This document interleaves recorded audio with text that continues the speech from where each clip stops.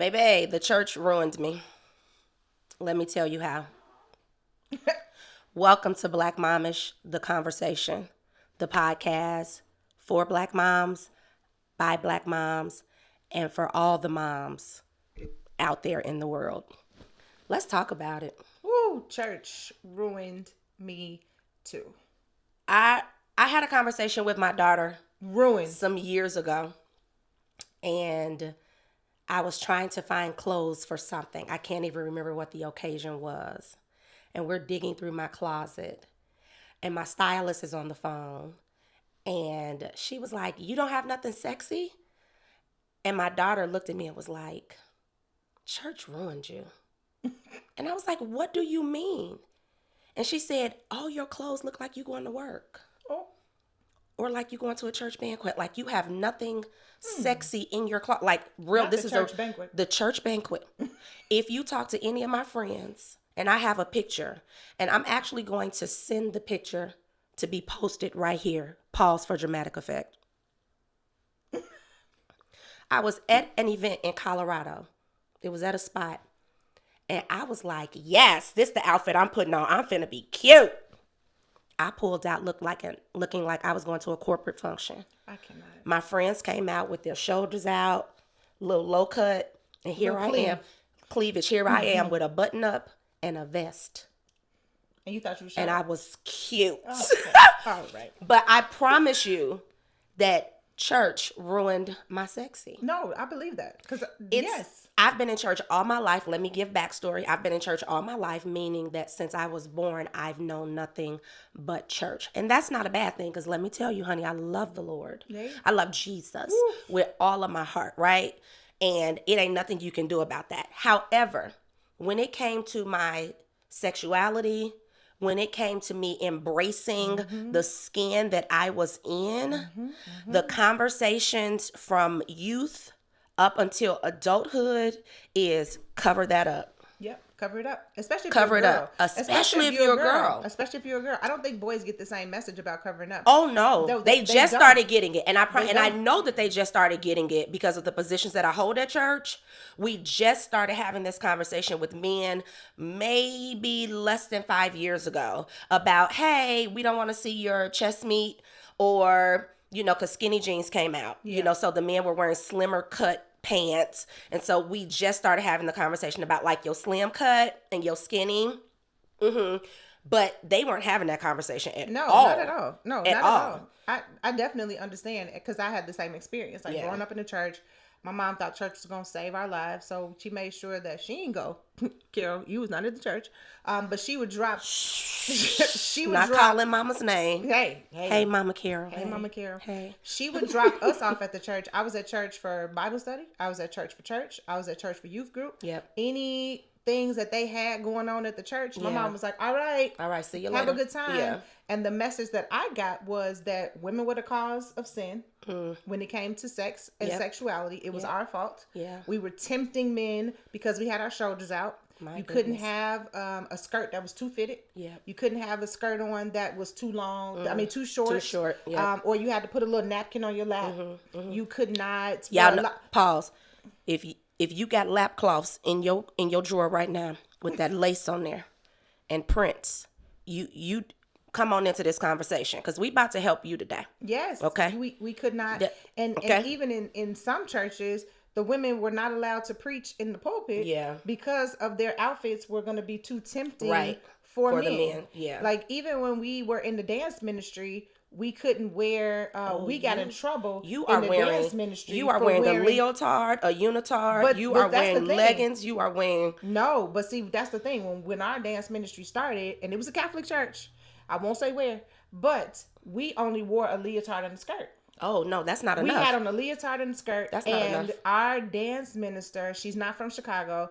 Because that's what they wear. She's like, it's a dance ministry. Now we had on long sleeve unitards. Yep. But we got in trouble. Well, she got in trouble because we weren't covered up enough. Because it was mainly You needed women. an overlay too. We had to have something on top of it, and then something on top of that. And then another layer. Absolutely. It was absolutely ridiculous. Yeah. But the men in the dance ministry, Oh, they were just fine. Tight pants and a shirt. They were just fine in what they had on. It just And I think that exactly what you said, like you get this message, you've been in the church your whole life. And at your big age, not knowing now how to be sexy or how to wear something that accentuates, you know what I'm saying? Like, but it's all of us. It's not just like you said. And listen, y'all, we're so serious. Absolutely insane. We just had a photo shoot. Yes. And promise you, I had on like a jogging suit and we had a little running joke, right? She had on a camisole and we had a running joke about, okay, are we gonna be sexy? And like, it's weird for us. And it was funny. Our sexy was like some silly pose like this, y'all. We was in there. It ain't Instagram worthy. You understand what I'm saying? Not at all. Every time I try to do a sexy pose, a sexy face, I just don't have it. And I'm not saying that there's anything wrong with either one of us.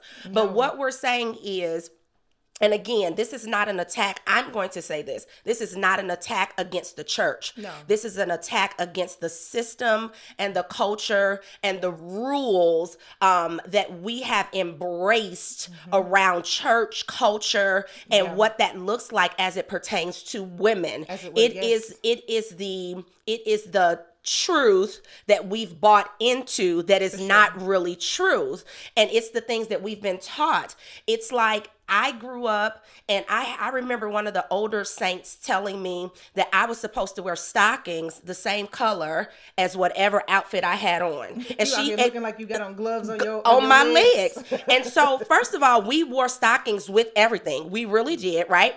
We wore stockings with everything. People would swear I was catching the Holy Ghost, but baby, my legs were itching.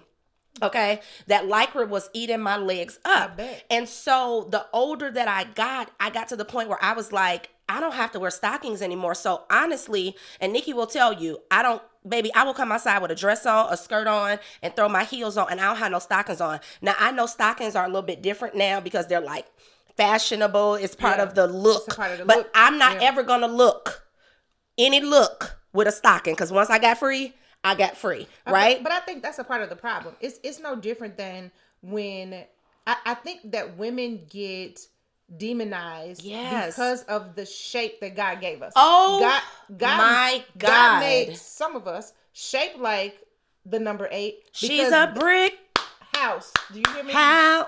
And now, I mean, and if we trying to be true and holy, that's in the book. If he made a good and perfect because the Bible says that I am fearfully and wonderfully made. So if that is true, then why is it that I'm responsible for a man's, or this day a woman's, lack of self-control? So that becomes my problem. Responsibility. One of the biggest arguments that my husband and I got into was about my daughter wearing skinny jeans. Really? Yes. She was. And she's tiny. Tiny. She was in middle school, and he was like, why she gotta wear them skinny jeans? Because that's just an invitation for these boys to feel like they can say and they can do and this, and this. I said, pause. What we're never going to do is make somebody's lack of self-control her responsibility. That's like telling a rape victim that you deserved it. Right. You asked for it. The reason why it happened was because you had on the skirt. The reason why it happened was because you ain't had no stockings on. You didn't have because you didn't too have no fitted. stockings on. Right. It was too fitted. It was this. We can't keep perpetuating that same message. It's the same thing with school uniforms. Or dress code in schools. Girls can't have their shoulders out. You can't. You gotta have your hands. Your hands gotta be. Your skirt gotta be longer than your fingertips. Meanwhile, the boys are out here around with a muscle shirt on or no shirt on and shorts, and it's all right. It doesn't make sense. It absolutely does not. And I think what it does then, if that is the message from the time you've been in church, from the time you got here until adulthood, then the message is make sure you get married before you have sex. Get married before you have sex, right? But then when you get married, the message is, girl, you having sex with that man? You got to keep that man. You got to be grabbing your ankles. You got to be. But if nobody has ever taught you that your body is sensual and sexual and has the ability to, and wrong with that. There is nothing wrong with being sensual. There's nothing wrong with it. And it's nothing wrong with doing it for yourself. No, that's true. Because we just had a whole conversation about who it's for. And if you dress a certain way, which I think is another one of those things that we've been taught, is if you dress like that, you're dressing for attention. And I'm like, I remember 2 things. Number one, I remember being in church, and there's a young lady who works in like hospitality. So she's always in the front. And she is a thicker woman, right? She's thicker. And I remember talking to another older lady, like we had a cafe. And so I'm standing at the cafe talking to another older woman, and she just out of nowhere was like, see, and look at her. And I said, look at her what? And she was like, clothes fitted. And I said, well, I'm going to just say this. What is she supposed to wear? A garbage bag. Well, she should. I said, no matter what she puts on her body, it's going to fit. Other than her wearing like a sheet and then a garbage bag and then another sheet, you're going to see her shape. I said, the truth of the matter is, if she's comfortable, it's not your business or mine what she's wearing. I remember I used to sing. I still sing, but I remember being a part of the worship team, and I had on a dress that fits my body, not like because I was trying to be tight, but because this is what size I wear. You understand what I'm saying? Like, this is what size I wear. And I remember getting to church, and one of the ladies who sang with me was like, oh, so we showing our bodies today? And I was like, yeah. And I kept on going. Because my thing is, I wasn't even... And you're supposed to be expected to show your body. Girl, get sexy. I don't even know what that is. If I don't know what that and looks the truth like, of the matter is that today, real talk, today, if you look in my closet, promise you looking like, and I'm like, they like, pull out a little date night outfit. I'm wearing my date night outfit right now. It's gonna be this t-shirt. Listen. And these jeans, and I'm gonna throw on a heel and some cute jewelry and be like, all right, let's go. Yes. Right? Because the minute that, like, I have pictures at weddings. Now, it's a whole wedding, right? It's a wedding. I have on a cute off-the-shoulder dress. It got a little sweetheart neckline, baby. Boobs are boobing, but I look real cute. You understand? Yeah. I did not post the picture. When I posted a picture, I put like a little emoji heart right here to cover my boobs. And it's like kind of stuff that I'm like, but why? Because we have to unlearn. Why am I doing that? Because I don't want the church people to say, and I was with my husband. Yeah. And I'm sitting here like, I don't want the church people to be like, oh, look at her boobs. They're out. And my thing is, why do I care? And whose issue is it? And we've carried that so long. Like, my daughter is thick. Right? My daughter is thick. She got thighs and she got a behind. Okay. You understand what I'm saying? She thick. She danced with other girls who were petite. And whenever she would go to dance practice, she would be told, go get something to cover your butt. We're going out to the sanctuary. The praise team is out there and the men shouldn't be looking at you. She's 12. You shouldn't be looking at her anyway. That's called pedophilia. Just and in case anybody... You understand what I'm saying? Let's pause. Just to be clear, if you have men that are looking at 12-year-olds, he's a pedophile. That's a problem. A man or a woman looking at a child, that is called being a pedophile. Hello? Okay. And so what we do to our children is we make them hypersensitive and hyper aware of everything around them, but we don't teach them how to be comfortable in their own skin. We're not teaching them that your body is beautiful and what you carry and who you, it's about how you carry yourself. And that's not even for girls that are thick, because my daughter has a beautiful shape. Love her. Yep. But I would have friends from the church would come to our house where she lives and comment on her body. Yeah. They would comment on her body and say, oh, if I had a shape like that, or, oh, Maya, you just got your whole stomach out, or, oh, you doing this. And she would tell me how uncomfortable that made her that feel. would make her. Yeah. Because it's like, first of all, why is my body up for conversation? Like, what I have on, especially in my own home, is none of your business. Correct. I'm not walking around here in a nudist colony with my boobs out, like walking around like, hey, y'all, welcome to the crib. Right. Then what difference does it make? And why do you feel comfortable? But when my son comes downstairs in his pajamas, nobody has anything to say. Hey. It's just, hey, how are you? How are you? But you feel comfortable. And they meant no harm. These are people who would give her their last. Yeah. But we have to recondition people to feeling like that women's bodies are up for conversation, and debate. And they're not. And for scrutiny and for your opinion. They're not. Like it's They're your not. like it is not your responsibility to tell me how I can or how I should dress. Especially in a place where we're being told, "Come as you are." Come as you are. That we're gonna turn But nobody away. what does that really mean? Okay, answer this question for me. When you hear that terminology or that phrase, "come as you are," and listen, don't answer right away. Really take a minute and ask yourself.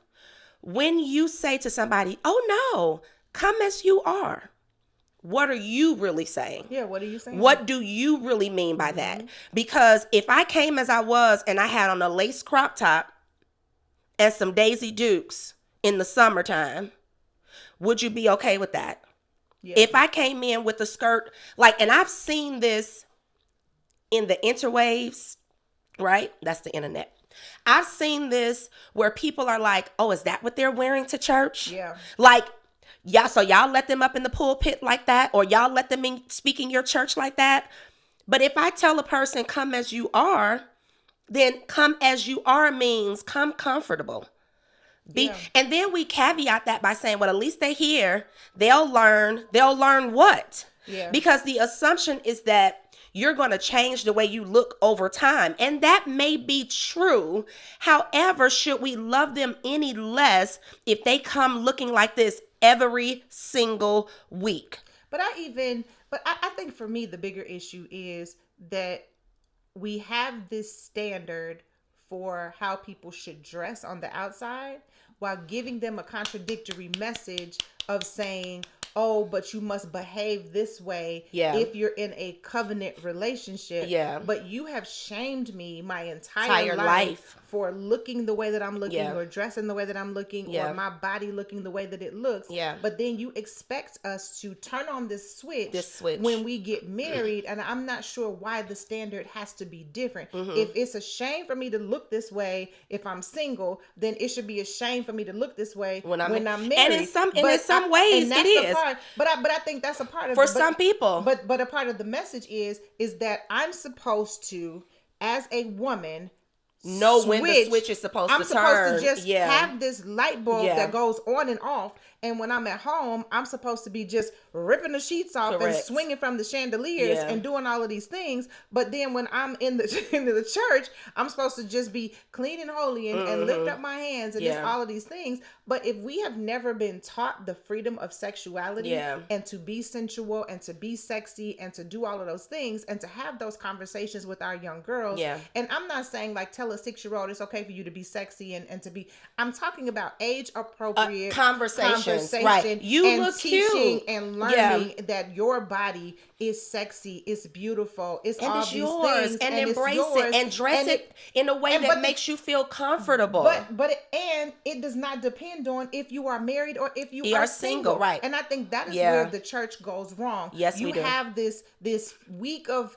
premarital classes that you're supposed to go through. You're supposed to do this, and you read all of these scriptures and you do all of these things, but nobody is ever saying, and everything that we taught you up until this point is wrong. Right. Because now you're married and the expectation is I'm supposed to know how to be sexy. Yeah. But y'all told me that sex was wrong. Yeah. You told me that sex was wrong. And again, I understand what the word says. I'm not debating that. That is, please hear me, Christian people. Do not try to get in these comments no script. And go back and forth. That is not what I'm saying. And let me help you understand something. Real talk, I'm real saved. I know the word listen, for real. And I do too. But what I'm saying is don't get in the comments and eat us up and say, but the word says this, and this. Yeah. I am not trying to rewrite the Bible. No, we're not. I am not. But what I am saying is that we cannot weaponize spirituality when it is convenient for us and when it is specific to a certain gender of people. We have got to stop weaponizing scripture and making it something that is this is this sword we're going to use when it's convenient and it fits the scenario that we want to. Oh, but when you get married, throw all the scripture out the window. Where was the scripture? So then I shouldn't be on my knees with his thing in my mouth. Oh, no. Shitty. Because you just told me that was wrong. My God. Am I? But then when you get married, it says that the marriage bed is undefiled. It's undefiled. But when the marriage bed, I get married, then I'm supposed to just be swallowing eggplants. Like, help me understand who is the person that is telling me that this is okay. And you want to know why my husband isn't happy because you just told me that all the things that now. And in another podcast, we may need to hit that. No, I'm so serious. I'm supposed to know how to do now. Oh, no. And you sitting up there like, that's because this is the real conversation. Let's talk about it. Because you're not supposed to tell him no. You're not supposed to deny him. You're not supposed to. But I don't even know how to do all of that. I don't know how to be sexy. I don't know how to put it out there. What? I don't know what, because I was told that this is not nice. This is nasty. Don't look like that. All of that stuff. Let's talk about it from that perspective. And I'm using these three people because they are a part of the church community, and she's telling the truth. So if you're clutching your pearls, unclutch them, because this is real talk. And these are the conversations that we don't have openly in church. Welcome to Black Momish, the conversation. And here's the real conversation. But I'm going to use these three people primarily because they are in the church community, and they are three women that are consistently scrutinized because of their style or their wear. Number one, Jacqueline Carr. Oh, people tear her to pieces because of the clothes that she wears. Because they're fitted. Because it's the size that she wears. It's because that's what size she wears. She don't wear a 32. She probably wear a 10. And so she's wearing a size 10. Erica Campbell. She wore a full length bodycon dress, and we talked about it forever as if long sleeve. Sis was covered from head to toe, but it silhouetted her shape. I don't know what y'all wanted her to wear. Then we just had a whole debate about Dr. Carrie Bryant over a dress that she wore to an event, because as a first lady, that was not appropriate. She was not at church. She was at an event with her husband in a dress that had a flesh tone. And the truth of the matter is that camera angles matter. The way that you saw it mattered. And here's the thing, at the end of the day, she wasn't naked. So y'all spent a lot of time AIing, scrutinizing. Let's see what it looks like in all black. Let's see. It doesn't matter. She wore the dress. Her husband should have never had to come out and fight about a dress that his wife wore. Jacqueline should never have to come out and say, I wear clothes that are appropriate for the event. Like, why are we forced? And in the meanwhile, and we love Kirk, but baby, Kirk wears baby clothes. Tight, fitted, chest out. Ty Tribbett. Wears what he wants. And I love Ty Tribbett. You understand what I'm saying? But they went, and he out here spinning around like he a Chippendale dancer. But my thing is, and I'm not saying that people don't talk about that and scrutinize that, but it is definitely not in the same way it's that we as women. But it's not from a perspective of sexuality. Right. It is from the perspective for them. For the men, it's like, oh, they sold their souls. Right. They sold their souls, but we out here selling our bodies. And that's not what it is. One of the things I've always taught my daughter, and she had several people that would address her at church about things that she was wearing, and she would come and say, Mom, sister so-and-so said blah, blah, blah.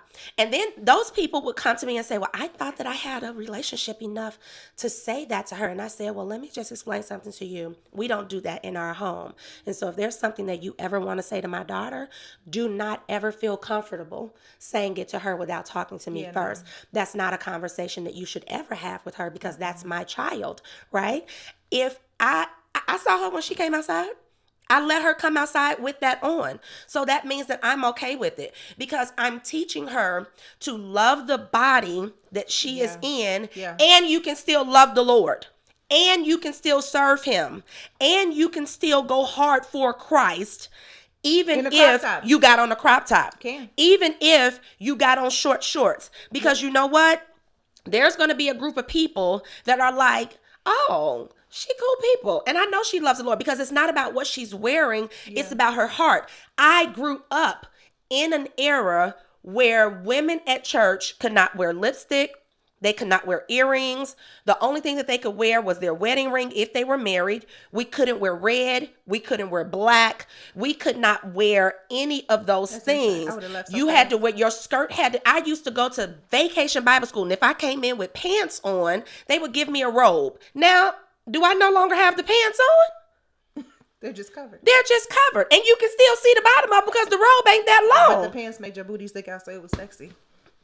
It just doesn't make sense to me. It is the craziest. We have got to We've got to do better. Redefining what it means to be sexy, what it means to have a sensual, sexual relationship with yourself. Like with sometimes yourself. I put on something sexy because I want to. And because it I feels will buy myself some beautiful underwear because I want to. Because I want to. It ain't for my husband. It ain't for nobody to see. It's because it makes me feel good. It makes me feel good. Yeah. And I think that we have to start giving people a realistic view of what marriage is. Yeah. Like we cannot keep saying, oh, we're going to have these premarital classes and the only thing we're going to do is go through these scriptures and say, don't go to bed angry, don't let wrath lead your house, or don't fight over finances, or don't do all of these things. But hey girl, you might want to swallow an eggplant, so let me let you know that this is how it's supposed to go. Or hey sir, this is how you please your wife. Because I don't know if men get it either. Correct. I just don't think that. I think the church is ruining this idea that of what sexy is, sexuality, what sexy is, and especially for women. Let's do this. Hey y'all, let's be vulnerable for just a second. If you have had an experience in the church and you feel like, hey, I really didn't know what I was doing when I got married, or somehow, being sexy and sensual has escaped me. And single has escaped me. Single has escaped me. What has been your experience? Drop it down in the chat for us because we are interested to see your experience with just how the church could have ruined you. And this might not be the experience for everybody. But we're just curious to know if it's just us and our friends, or is this a more widespread issue where we feel like the church truly has ruined us. Ruined our sexy. And you're just learning. I'm going to have to bring sexy back. I'm bringing sexy back. I got to figure out what it is. But first and what it is for me. What it is because for you. My level of sexy may be different for you. Yes. And as a wife, I do want to be sexy for my husband. And not feeling guilty. But I also want to be sexy for me too, right? Yes. And it's okay if I go outside looking extremely cute, right? Yes. Just to hang out with my girls. And again, it's not for attention. Correct. I know the body that I'm in, right? Yep. And I've learned to, whenever somebody points it out or mentions it, I'm like, okay. Because my thing is, I'm going to make you comfortable because I'm comfortable. Yeah. And I'm going to help you understand that I don't see shame in what I look like and what I wear.